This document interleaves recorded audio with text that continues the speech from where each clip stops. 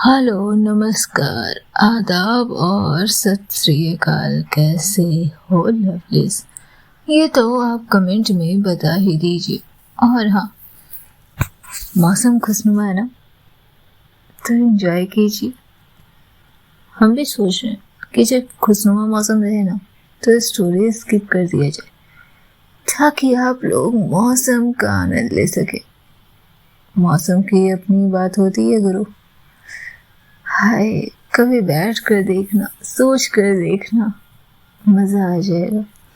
तो चलिए स्टोरी पर आते हैं। स्टोरी का नाम है जुनूनियत। पिछले एपिसोड में हमने देखा था, क्या देखा था? ये देखा था कि आंचल कहीं गायब होती है। वो कहीं जा रही थी और निधि को कुछ ऊट पटांग बातें बोल कर जाती है, जैसे कि इंतजार मत करना, फलाना ढिंगाना भगाना। तो अब आगे। आंचल के जाने के साथ ही कमरे की खिड़की से धूप यूं भीतर उतरी जैसे बेमकसद रोशनी, जो सिर्फ दिखाने आई हो कि अब तुम्हें समय की दरकार होगी, समय बीतने की दरकार होगी, मगर बिना उसके सब अधूरा रहेगा। निधि उसी खिड़की के पास बैठी थी, हथेलियों में सिर टिकाए, नजरें कहीं टिक नहीं रही थी।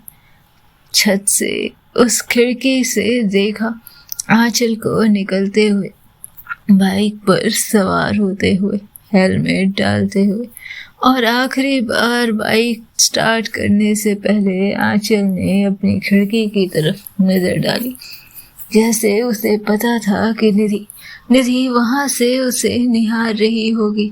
एक बार फिर दोनों की नजरें मिली और उसके बाद आंचल बाइक स्टार्ट कर आंखों से ओझल हो चुकी थी। निधि उसी खिड़की के पास बैठी रही। कमरे में सब वैसा ही था, किताबें खुली, तकिए अस्त व्यस्त, फोन चार्जिंग के पास, और दीवार की घड़ी की सुइयां जो वक्त को घसीट घसीट कर चला रही थी। हर चीज ठीक थी, बस वो नहीं थी, और शायद तभी सब कुछ असमाप्त सा लग रहा था। उसने सुबह से अब तक 4 बार फोन उठाया था, आधे घंटे के समय में ये बेचैनी, और चारों बार सिर्फ एक नाम देखा, आंचल। और इस आधे घंटे के अंतराल पर ही जैसे मैसेज भेजने की तलब उसे परेशान कर रही थी। लेकिन समय का बीतना जरूरी था, अपने अंदर की बेचैनी को शांत रखना जरूरी था। वो समय काटने की कोशिश करती है। आंचल के बिखरे पूरे कमरे को समेटना शुरू किया उसने। हर एक चीज निहार रही थी, हर एक चीज देख रही थी। जानती थी कि आंचल जैसे फ्री सोल की चीजें बंधी नहीं रह सकती। बावजूद इसके उसने देखी कई चीजें करीने से रखी हुई, कई चीजें जिसे छूने के बाद जैसे उसे उसी जगह पर स्थापित करना ज्यादा जरूरी हो। कई जगह देखा निधि ने आंचल की कुछ चीजें, जैसे पूजा का कोई सामान जिसे हाथ धोकर ही छुआ जा सकता था, जिसे दूर से ही निहारा जा सकता था। वो उसके कमरे को साफ करती रही, और इसी बीच आखिर उसे एक दराज में कुछ पन्ने नजर आते हैं। वो उन्हें खोलना चाहती थी। मन की उत्सुकता जाने किसी स्थिति में सवार हो उसे बार बार उन कागजों को खोलने की जिद कर रही थी, और हर बार जैसे निधि उस जगह हाथ लाकर भी हाथों को पीछे खींच लेती थी। लेकिन फिर जैसे मन ने हार मान ली, मन ने फिर से उस बात से खुद को अलग करने से इनकार कर दिया, और मन भी जैसे कहने लगा, जब वो तुम्हारी तो उसकी हर चीज पर हुकूमत तुम्हारी। और इतना सुनना ही था कि निधि आंचल के उन पन्नों को दराज से निकालने लगी। कुछ 4 पन्ने थे, और उन 4 पन्नों को मोड़कर इस तरह रखा गया था जैसे कि सबसे बेशकीमती कोई चीज हो जिसे छोड़ा नहीं जा सकता। वो उन पन्नों को खोलने ही वाली थी कि फिर से उसे कुछ याद आया और उसने उसे वहीं वापस रख दिया। क्या मुझे इसे खोलना चाहिए? और फिर थोड़ी देर के मन के उधेड़ बुन के बाद उसने उन पन्नों को खोलना शुरू किया। निधि ने पहला पन्ना खोला। कागज कुछ पुराने लग रहे थे, कुछ बेहद पुराने, और वो पढ़ती है। माँ, तुम्हें बहुत बार देखा दूसरों के लिए रोटियां बनाते हुए, कई लोगों की थाली में मिठास रखते हुए, कभी भाई के कपड़े संवारते हुए, कभी घर के सारे काम में किसी का हाथ बटाते हुए, कभी भाई को किसी मासूम बच्चे सा निहारते हुए, कभी पापा के बालों को सही करते हुए, और कभी घर की चूड़ियां किसी और लड़की के हाथ में पहनाते हुए।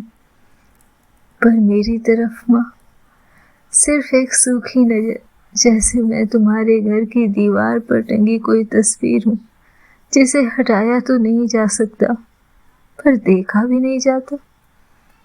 माँ, मैंने तुम्हारा प्यार मांगा था, चाहा था, मकान नहीं, जिम्मेदारी नहीं, बस वो एक थपकी जो तुमने बचपन में तो दी होगी, लेकिन मेरे होश संभालने के बाद जैसे मुझे देना भूल गई। क्या वो थपकी मुझे दोबारा मिलेगी माँ? मुझे भी शिकायत के बीच एक दुआ चाहिए थी। क्या तुमने कभी सोचा है कि तू समझती क्यों नहीं कुछ मेरे भीतर क्या क्या तोड़ता है? मैं जब स्कूल में अव्वल आई थी, तुमने कहा था, अच्छा है, लेकिन रोटियां बनाना भी सीख लो। जब पहली बार चोट लगी थी, तुमने मरहम नहीं रखा, बस कहा, तेरी खुद की गलती है, तेरी गलती से तुझे चोट आई है। क्या मेरी कोई भी कोशिश कभी तुम्हारी बेटी कहलाने लायक नहीं रही माँ? मुझे भी तुम्हारे गले से लगने का हक चाहिए था। जब भाई गलती करता था, तुमने कहा बच्चा है, सुधर जाएगा, पर मेरी हर गलती मेरे चरित्र पर सवाल बन जाती थी। ऐसा क्यों माँ?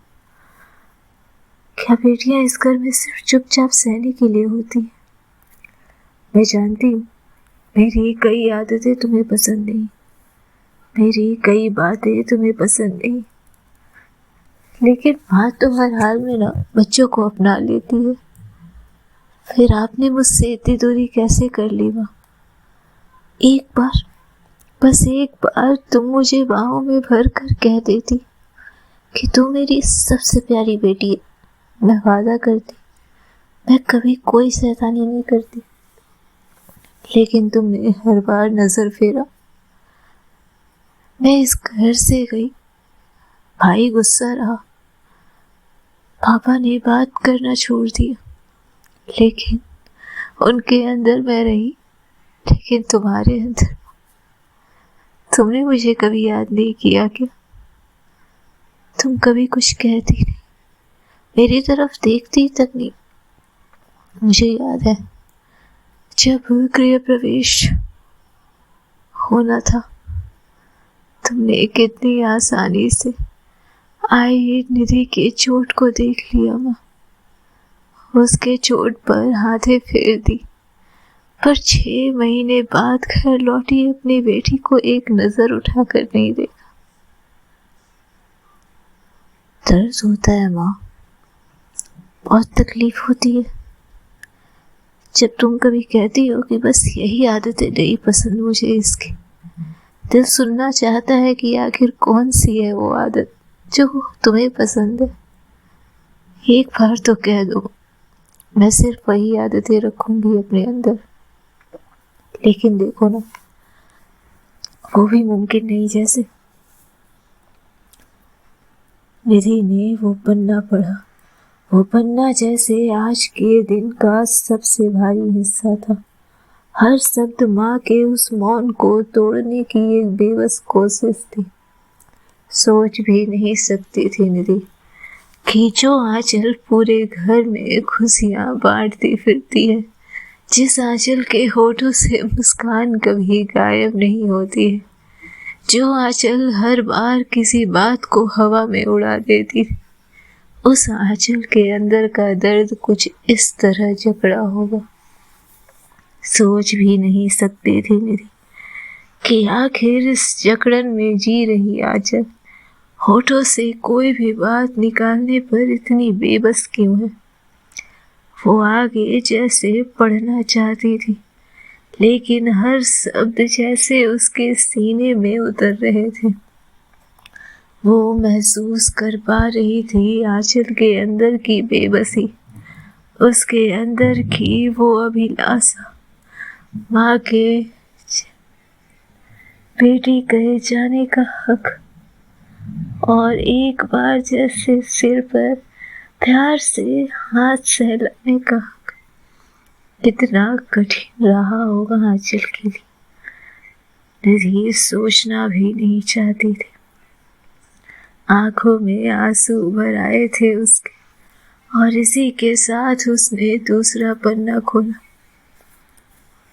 भैया, मेरे जीवन का मेरा प्रिंस, मेरे जीवन का सुपरमैन, जो मेरी हर ख्वाहिश को पूरा करता है, मेरा वो भाई है। माफ करना। हाँ, शायद इन दो शब्दों से कुछ नहीं बदलने वाला, पर दिल की दरारों पर कुछ तो मलहम लगे, इसलिए कह रही हूँ, माफ करना। जिस दिन तुम्हारी आंखों में वो टूटन देखी थी, वो दिन मेरे लिए आज तक नहीं गुजरा। तुम्हारे भरोसे को चोट पहुंचाना मेरे अंदर कुछ ऐसा तोड़ गया जो शायद फिर से कभी नहीं जुड़ पाएगा। तुमने हमेशा मेरा साथ दिया भाई। माँ से बहस हो या दुनिया की आंखें, तुम मेरी ढाल बनी रहे। और मैंने क्या किया? एक दिन, बस एक दिन तुमसे बिना कहे चले जाना तुम्हारे यकीन पर भारी पड़ा। माफ करना भाई, मैं समझ नहीं पाई थी उस वक्त कि मेरी चुप्पी तुम्हारे दिल को छलनी कर देगी। पापा, कहाँ हो आप? देखो ना, मैं यहाँ आ तो गई हूँ, यहाँ पर सब कुछ सही है, लेकिन फिर भी कुछ अपना नहीं लगता। कभी कभी लगता है कि आपकी वो आवाज़ जो हर सुबह घर में गूंजती थी, आ गया मेरा बच्चा, आ गई मेरी झांसी की रानी, मेरी शेरनी, अब भी दीवारों में छिपी है। मुझे अब भी याद है कैसे आप हर शाम मुझे अखबार की हेडलाइन सुनाते थे और बीच बीच में मेरे स्कूल के अनुभव पूछते थे, और फिर मेरे जवाब पर मुस्कुरा देते थे जैसे मैं इस दुनिया की सबसे समझदार बच्ची। मेरी बेटी शेरनी है, आप कहा करते थे, और मैं मुस्कुरा कर खामोश हो जाती थी, क्योंकि मुझे आपकी आंखों में यकीन दिखता था कि शायद मैं सच में शेरनी हूँ। अब सोचती हूँ, काश ही एक बार आप फिर मेरी बेवकूफियाँ सुन पाते। काश आप होते तो मैं इतनी खोखली महसूस नहीं कर रही होती। पापा, काश आप मुझे फिर से फ्लर्टिंग के कोई हुनर समझा पाते। वो क्या ना, यहाँ पर बहुत खूबसूरत लोग हैं, लड़कियां हैं, और मुझे आपके फ्लर्टिंग के स्किल की ज़रूरत है। भाई, पापा, मैंने बहुत कुछ खोया है, आप दोनों की परछाई खोने जैसा कुछ, और जब भी कोई मेरे सिर पर हाथ रखता है मैं टूट जाती हूँ, क्योंकि वो गर्माहट वैसी नहीं होती जैसे आप लोगों की थी। पापा, आपके बिना मेरा ये घर अधूरा है। भैया, तुम्हारे बिना मैं तो खुद अधूरी लगती हूँ, इसलिए माफ करना। ये शब्द बस शब्द नहीं है, ये मेरी रातों की बेचैनी, मेरे आंखों की नमी और मेरी रूह की खामोशी है। प्लीज भैया, प्लीज पापा, मैं अब हर रोज बेहतर बनने की कोशिश करती हूँ, आपके जैसे बनने की। आपके करीब आने की। कभी मेरी सांसों में जब आपकी याद सुलगती है तो बस आंखें भीग जाती और मैं लिख देती हूँ, आज पापा होते तो क्या कहते। और मन से जवाब आता है, मेरी बच्ची मैं यही हूँ, तेरी हर सही और गलत में तेरे साथ हूँ। और भाई तुम क्या कहते? यही कि मेरी आंचल ये कभी नहीं सुधर सकती, लेकिन कुछ भी है ये मेरी बच्ची है और इसे तो मैं अकेला नहीं छोड़ सकता। यही कहते ना भाई, लेकिन आज वो शब्द मुझे सुनाई नहीं देते। निधि उन सभी वाक़ये को पढ़ जैसे कुछ भूल बैठी थी। आखिर किस जकड़न में थी वो लड़की जिससे मोहब्बत का दावा कर रही थी निधि। उसे महसूस तक नहीं हुआ कि उस हंसती खिलखिलाती आंचल के अंदर की खामोशी इतनी गहरी होगी, उसके अंदर का अकेलापन इतना गहरा होगा, उसके अंदर की बेचैनी, उसके अंदर का ये अंधेरा उसे अंदर ही अंदर खा रहा होगा। हाथ कांप रहे थे उसके, हर पन्ना जैसे लड़खड़ाते हुए उसके हाथ से नीचे गिरना चाहता था और उस पन्ने को वो रोक लेना चाहती थी, थाम लेना चाहती थी। आज जैसे उसे महसूस हो रहा था किस कदर जरूरी था आंचल मेहता को गले लगाना, उसके माथे पर हाथ फेरना, उसे सीने से लगाकर उसके ठंडे बदन, ठंडे सीने को आलिंगन देते हुए ममत्व, ममता और प्रेम की गर्माहट का एहसास कराना। और लड़खड़ाते हुए निधि ने फिर तीसरा पन्ना खोला। कहते हैं कभी कभी प्रेम को शब्द नहीं मिलते, क्योंकि दिल जब बहुत गहरा हो तो जुबान बेबस हो जाती है। उसने उस पन्ने को पढ़ना शुरू किया। मैंने तुमसे मोहब्बत किया है निधि, बहुत प्रेम किया है मैंने तुमसे, पर कह नहीं सकी। पता नहीं क्यों हर बार जब तुम पास आई मेरे भीतर कुछ कांप गया। तुम्हारी आंखों में झांकती वो मासूम बेचैनी मेरे भीतर के तूफान को थाम लेती थी। याद है जब तुम पहली बार मेरे कमरे में आई थी और मेरे बोलने के बाद जब तुमने पलटकर मुझे जवाब दिया था। ऐसा करने की हिम्मत किसी की नहीं हुई थी और उस दिन जाने क्यों मैं तुम्हें थोड़ी देर तक देखती रही, थोड़ी देर तक निहारती रही। उस रात जब मैं कमरे में आई और तुम्हारी आंखों में आंसू देखा मैंने, मुझे सो जाना चाहिए था ना, लेकिन मेरा दिल बेचैन हो उठा। उसे चीख चीख कर कहने लगा कि इसके होठों पर मुस्कुराहट लेकर आओ। और उस रात मैंने जानबूझकर तुमसे लड़ाई की और मेरे साथ लड़ाई में तुम जीत कर खुश हो गई। और वो सुकून इतना बड़ा था कि मैं भी उस पहली हार के बाद भी हंसकर सो गई थी। याद है उस खेल के बाद तुमने मुझे पूछा कि मैं क्यों हार गई। तुम्हारे होठों की उस मुस्कुराहट, आंखों की उस चमक पर तो मैं जिंदगी हार सकती हूँ। वो खेल हारना कौन सी बड़ी बात थी। तुम जानना चाहती थी ना कि मैं तुम्हारी आंखों में देखकर क्यों कूद पड़ी थी। जरूरी लगा था। मैं देखना चाहती थी कि मेरे लिए क्या तुम्हारे दिल में थोड़ी सी जगह है, क्या मेरे कूदने पर तुम मेरी तरफ दौड़ोगी। तुम्हारी आंखों में फिक्र देख सुकून मिला था मुझे, और अगर उस समय मेरी सांसें भी थम जाती तो मैं इस दुनिया की सबसे खुशनसीब इंसान होती, सबसे खुशनसीब। मैं चुप रही क्योंकि मैं जानती थी तुम्हें अपने बनाने का मतलब सिर्फ तुम्हें छूना नहीं होगा, बल्कि तुम्हारे हर आंसू, हर डर, हर अधूरे ख्वाब को भी अपने सीने में समेटना होगा, तुम्हें संभालना होगा। और मैं खुद से पूरी तरह नहीं मिली थी उस वक्त। मैं चली गई। हाँ, मैंने जाना चुना क्योंकि तुम्हारे साथ रहकर तुमसे दूर रहना मेरे लिए हर रोज मरने जैसा होता। क्योंकि मैं जानती थी अगर एक पल को भी मैंने तुम्हारी उंगली थामी तो फिर तुम्हारा हाथ कभी नहीं छोड़ सकूंगी। और मैं नहीं चाहती थी कि तुम मेरे आधेपन की सजा बनो। तुम्हारी खूबसूरती यदि वो चेहरे की थी ही नहीं, वो तुम्हारी सांसों की थरथराहट में महसूस हुई, मुझे तुम्हारी चुप्पियों के अर्थ में महसूस हुई। उस रात जब तुम अपनी माँ से बातें सुन कलप गई थी, उस वक्त मुझे बहुत गुस्सा आया था। और अगर मैं उस कमरे से नहीं निकलती तो शायद मैं बहुत कुछ कह जाती।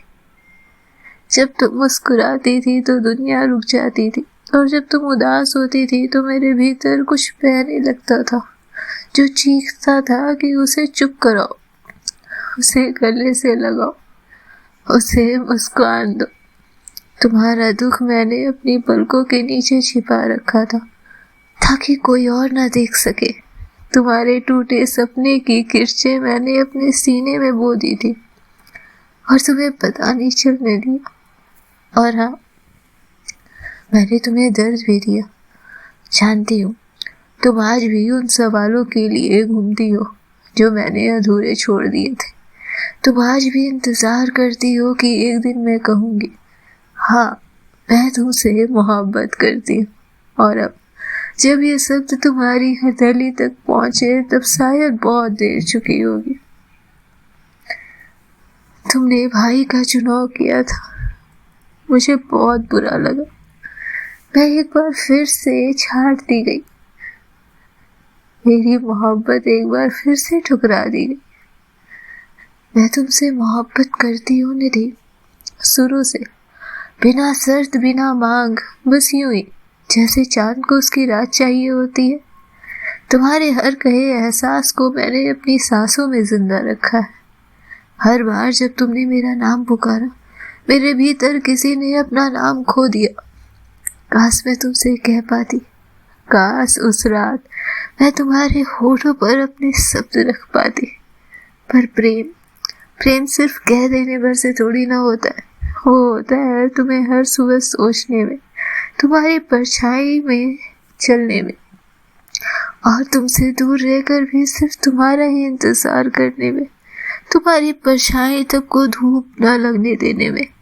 आज जब शायद कुछ वापस नहीं लौट सकता, मैं पढ़ना छोड़ रही हूँ ताकि कभी अगर तुम मेरे मन की गहराई तक उतरना चाहो तो वहां सिर्फ तुम मिलोगे खुद को। तुम्हारे हर आंसू, हर ख्वाब अब भी मेरी धड़कनों में वहीं मिलेंगे। मैं तुम्हारी नहीं हुई निधि, और न तुमने चुना मुझे, पर तुम मेरी थी। बस मैं तुम्हारे होने की हिम्मत नहीं जुटा सकी। आशा निधि के हाथ थम गए, आंखों से आंसुओं की रफ्तार अब तेज हो गई थी। वो उसी जगह बैठी रही। इतना मुश्किल तो नहीं था, लेकिन वाकई अब उसे लग रहा था कि आंचल के लिए इजहार कर देना इतना आसान भी नहीं था। वो जाती नहीं तो क्या करती, उसका जाना इतना गलत भी नहीं था। निधि जैसे अपने ही समय के उस समय पर पहुंच गई हो, उस स्थिति तक पहुंच गई हो जहां खुद को कोस रही हो, हर बार आंचल को गलत ठहराने के लिए। क्या होना था आगे जानने के लिए सुनते रहे नेक्स्ट एपिसोड। तब तक खुश रहे, स्वस्थ रहे, मस्त रहे, बिंदास रहे, बारिश का मजा लेते रहो। लवलीज।